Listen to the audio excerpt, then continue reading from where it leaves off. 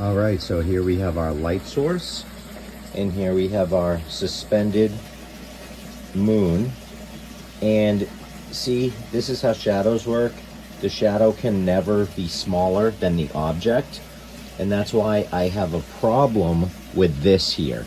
The path of the eclipse in 2024, this was the path, and the path is only approximately 115 miles wide. Now, how could it leave a 115 mile wide shadow if the moon is 2,150 miles? That doesn't make any sense. Start to use your head.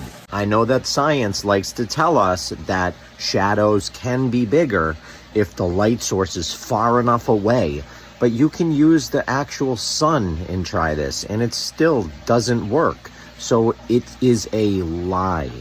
The shadow will never be smaller than what you're lighting. It's impossible. It's just how shadows work. So when you realize that, and you realize that the moon has nothing to do with an eclipse, things start getting interesting.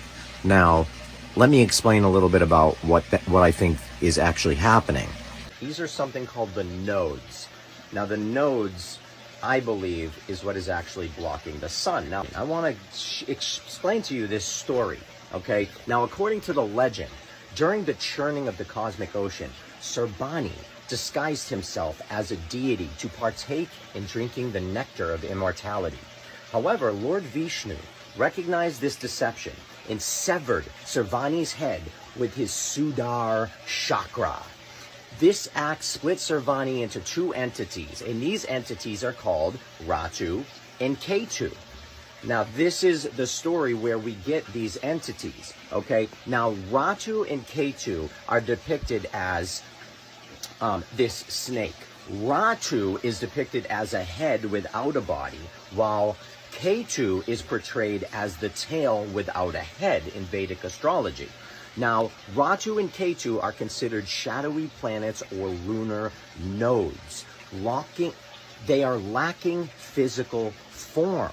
Okay, instead, these are calculated points that represent the intersections of the moon's orbits with the ecliptic, or the apparent path of the sun observed from Earth.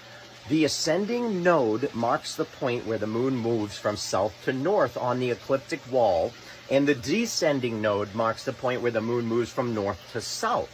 Astronomically, Ratu and Ketu are not physical celestial bodies like other planets. Rather, they are mathematical points that indicate where the moon's paths intersect the sun's orbit with the Earth. Okay, so Ratu is associated with the ascending point of intersection and Ketu with the descending point of intersection.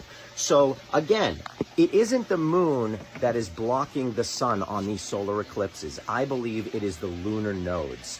And that's a bit of a description of what the lunar nodes are. Now, in ancient Hindu beliefs, these lunar nodes are important to understand. They have a lot to do with our personalities and everything. And you can do something called a prenatal birth chart, which is where you give your exact date and time and when you were born, and the information it shows you is pretty incredible. Mine was so accurate, it was scary.